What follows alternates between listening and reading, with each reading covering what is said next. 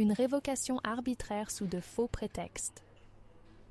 Il y a une grande différence entre appliquer des règles et s'en servir comme excuse pour imposer des décisions injustes. Ce qui se passe actuellement dans certaines ZEC en est un exemple frappant. Le ministère ne peut pas obliger une ZEC à révoquer un contrat de location. Son rôle est clair.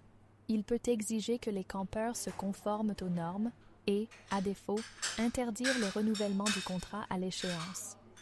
Mais à aucun moment, il n'impose une résiliation avant terme. Autrement dit, la décision de révoquer des contrats en cours appartient entièrement à l'administration locale. Ce n'est pas une obligation ministérielle, c'est un choix administratif.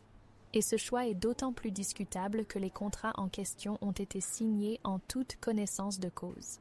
Les responsables savaient que certains équipements n'étaient pas conformes. Ils savaient aussi qu'une mise aux normes serait exigée.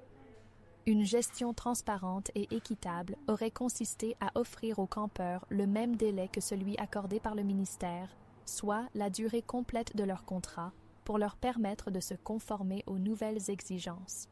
Mieux encore, certaines ZEC ont su obtenir une extension officielle pour accorder un délai supplémentaire et rétablir les autorisations nécessaires. Si même l'autorité gouvernementale responsable du territoire est prête à faire preuve de souplesse, pourquoi adopter une posture aussi rigide et punitive? Dans certains cas, des moyens de pression sont utilisés, révocation de contrat, menaces, coupure d'électricité brandie comme des outils coercitifs. Mais en réalité, ces méthodes produisent l'effet inverse de celui recherché.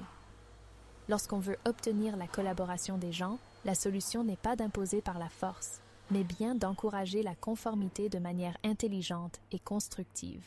De telles pratiques ne protègent ni l'intégrité du territoire, ni l'intérêt des campeurs. Elles camouflent des décisions arbitraires sous de faux prétextes réglementaires. Le rôle d'une ZEC devrait être de favoriser un dialogue constructif et de s'assurer que les membres puissent s'adapter raisonnablement aux nouvelles exigences, plutôt que d'imposer des mesures hâtives qui fragilisent la relation de confiance entre l'administration et les utilisateurs du territoire.